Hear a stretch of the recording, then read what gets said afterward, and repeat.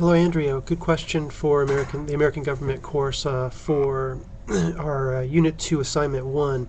You asked, what does the Constitution require, or why does the Constitution require an extraordinary majority for the ratification of amendments to the Constitution?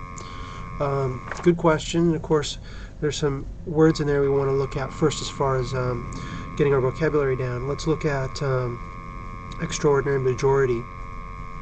In the case of passing amendments, you need 38 of the 50 states, in other words, 3/4 majority, in order to pass a ratification or to ratify the amendment to a constitution. There have been 27 amendments. The first 10 of those, of course, are Bill of Rights, and those, at the time they were passed, had to be ratified by the 13 original states, of course, once the 13 original colonies. So the question might look to be complex, but it's really asking something that we can see the logic in. Basically, the Constitution can be amended or changed if the majority of people in the Supreme Court find the change to be in the best interest of the nation. To do this, it has to be ratified or agreed to or formally approved, that's the definition of ratified, by 38 of the 50 states, as I mentioned earlier, so that the majority of people see that it's a good idea. You can think of this when you're in a big group of people and you want to, we can think of something simple like ordering food for a large group. There might be some vegetarians in the crowd or people that don't like pepperoni or this or that, but you might end up having to order one general pizza that will satisfy all those people in that large convention. If we're trying to satisfy 50 states, we have to at least have 38 of those 50 states approve of the amendment. And of course, the amendments that we've looked at before that were passed in the 20th century, those include, let's see, there have been 12 of those, and we see starting in 1913, power of Congress to tax incomes. The Federal Reserve was set up during World War I. Prohibition of alcohol, women's suffrage or the right to vote. Limit on presidential terms in 1933.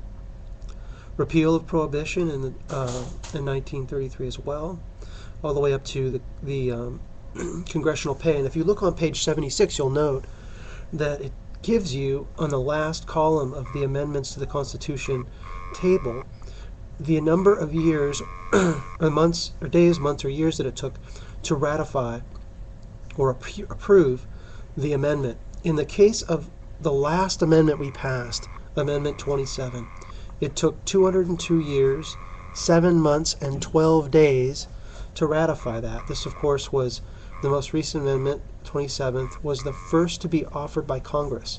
This amendment forbids members of Congress from raising their own pay during that term.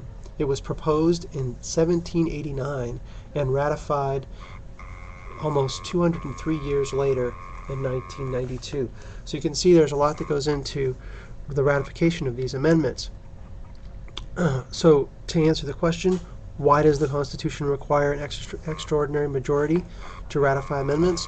We want the Constitution to be the law of our land. If we're constantly making willy-nilly changes that aren't in the best interest of the country, or those changes that are done are made because of what seem to be current emergencies or current reforms in the public that seem to be urgent, but when we reflect on them later may be just a symptom of our panic at the time, we want to prevent those changes from occurring because they may harm our overall liberty. We can think of things like Woodrow Wilson's Alien and Sedition Acts or Abraham Lincoln's withholding of habeas corpus. They didn't throw out the amendments, but they had made changes during wartime to ignore those amendments. So we don't want to do things rash or harsh in times of war or in times of panic. So that should give you some idea of how to answer that, and I'll just finish it up with it. To see the illustration of this, go to page 73 of your textbook. You will see a graph there, and you can take notes on that. Please do take notes. and then answer the question. Please call, email, or Skype me with your questions or concerns. I hope that was a clear answer to your question, and if I can help you in any other way, get in touch. Talk to you soon. Thank you.